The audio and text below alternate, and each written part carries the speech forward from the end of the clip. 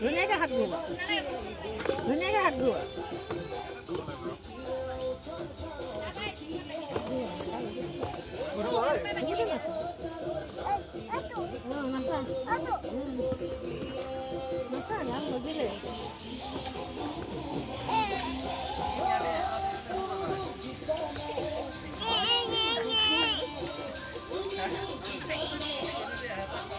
কোনে বনাব আপনি বই বনাব বই বনাব না আকৌ মাইক বনাব চাহখন খাই লওঁ